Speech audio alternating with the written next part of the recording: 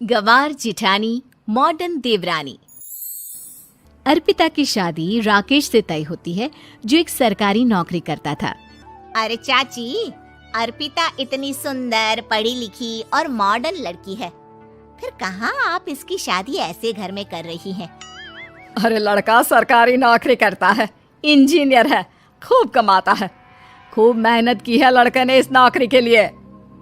अर्पिता भी राकेश को पसंद नहीं करती थी, लेकिन पिता ने हाँ कर दिया तो शादी के लिए मन मारकर तैयारी कर रही थी। हाँ माँ, चाची ठीक ही तो कह रही हैं।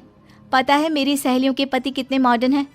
अरे देख बेटा, तू मॉडर्न है ना, वो पढ़ने लिखने वाला गांव का होनहार लड़का है, तू जैसा रखेगी रहेगा। अब तक कोई उसकी केयर करने वाला नहीं था, है तो सिर्फ एक भाई भाभी, और माँ पिता तो गांव में ही रहते हैं। अर्पिता का मुंह बन जाता है। वो पिता के फोन से राकेश का नंबर लेकर उसे मिलने के लिए बुलाती है। आज तो मैं उसे साफ साफ मना कर दूंगी, मुझे नहीं करनी शादी। शक्ल देखी है ना, कपड़े पहनने का तरीका है ना बोलने का।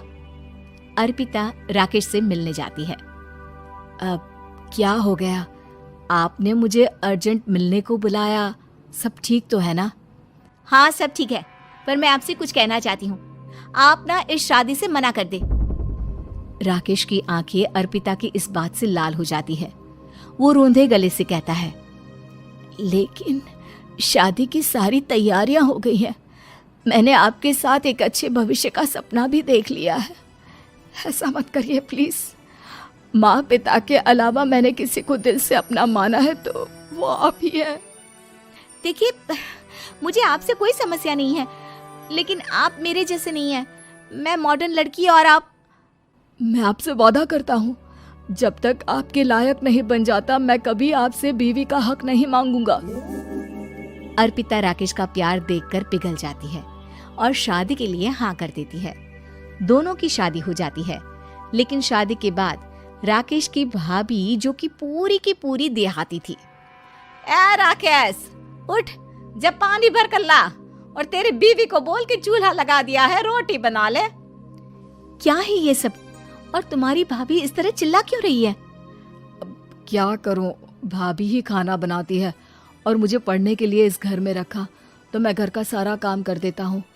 अब तुम आ गई हो, अपने तरीके से देख लो। ये मकान तो तुम्हारे पापा ने बनवाया था ना, शहर में, ताकि बेटा पढ़ाई कर सके। हाँ, पर भाभी ही पूरे घर में रहती है। ठीक है, देखो अब। अर्पिता बाहर जाती है।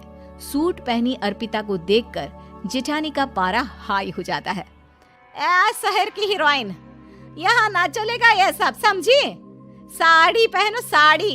वो नारंगी वाली निकाले हैं तुम्हारे लिए, जिसमें हरे रंग का फूल बना है, और सीधे पहुंचो रसोई में। मेरे आगे नहीं चलेगा ये सूट बूट का नाटक, समझी?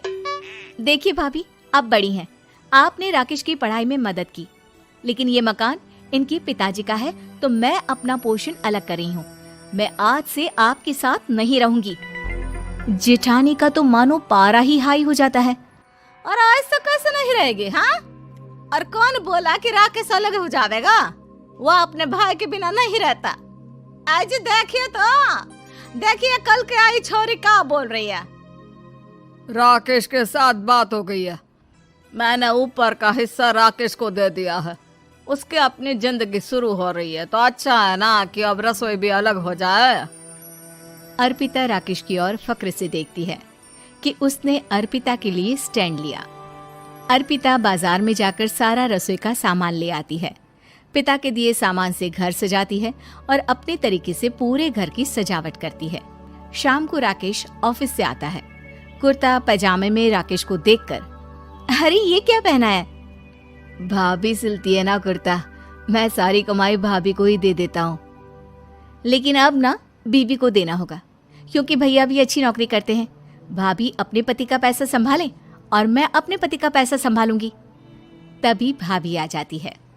अरे देखो, बहुत हो गया। हाँ, अलग रहने तक तो ठीक था, लेकिन पैसा हम एक फूटी कौड़ी नहीं देंगे। बचपन से तुम्हारे पति को हमने पाला है, उसका हिसाब दो। अच्छा, हिसाब चाहिए? कितना पढ़ी हैं आप जो आपको हिसाब चाहिए? बड़े भाई हैं उनकी, जिन्होंने उन्हें पढ़ाया लिखाया, वो हिसाब मांगेंगे तो जरूर दे दूंगी भाभी। अरे देख, हाँ, अगर तूने पढ़ाई की है तो मैं भी अंगूठा छापना हूँ। अरे 5 की रात तक पूरी पढ़ाई की है, समझे? वैसे भी कल इन लोगों के माँ बाबूजी आ रहे हैं गांव से, वही लोग ठिकाने लगाएंगे तुझे। अगले दिन सास ससुर आते हैं, दोनों बहुत ही सीधे लोग। अच्छा किया जो ऊपर के हिस्से में राकेश की गृहस्थी लगा दी। अब दोनों बेटे अपना अपना देख ले। छोटी बहू कहाँ है? अरे बहुत ही चालाक है माँ जी, ऐसी जबान चलाती है जैसे दर्जी कैंची चलाता है। वैसे बहू तुम भी कम नहीं थी। और सुनाओ। तभी छोटी बहू सास ससुर के पैर छूकर उन लोगों को चाय और नाश्ता देती है। माँ जी, आप थक गई होंगी, मैं खाना लगा देती हूँ, ऊपर आ जाइए चाय पीकर। अरे बस बस, यही रहेंगे वो, क्योंकि बड़ी बहू मैं हूँ। हम एहसास है इनके माँ बाबूजी मेरे पास ही आए हैं। चलिए माँ जी, आप ना किचन में खाना बनाइए, मैं जरा बाजार होकर आती हूँ और फिर साथ में खाना खाते हैं। जेठानी बाजार निकल जाती है और सास ससुर बेचारे घर पर अकेले। फिर दोपहर को, माँ जी, मैंने आप सभी के लिए खाना बनाया है। माना मैं छोटी हूँ, लेकिन अच्छा लगेगा अगर आप लोग मेरे साथ रहें। वैसे भी यहाँ है कौन बेटा, चलो ऊपर राकेश के पास ही चलते हैं। सास ससुर दोपहर का खाना खाकर वहीं आराम करने लगते हैं कि जेठानी आ जाती है। अरे वाह, ये तो वही बात हुई ना, कल की आई को पूरा परिवार और हम अकेले के अकेले। भाभी देखिए, परिवार में प्यार से रहा जाता है, ना कि चालाकी से। अम्मा खाना कैसे बनाती, पहले ही गांव से थक कर आई हैं। हाय रे दया, तो मैं का बाजार से ऐस करके आ रही हूँ। अरे भूख के मारे मेरा सर दर्द हो रहा है, पर यहाँ मेरी फिक्र कौन करेगा। अरे तो किचन में खाना है, लगा देती हूँ मैं भाभी। बड़ी बैठकर खाना खाती है और शाम को जब राकेश घर आता है। अरे राकेश, तू तो पूरा हीरो लग रहा है इन कपड़ों में। ऐसे कपड़े पहले क्यों नहीं पहनता था? राकेश बीवी की तरफ देखता है और फिर कहता है, माँ, पहले पहनाने वाली नहीं थी ना।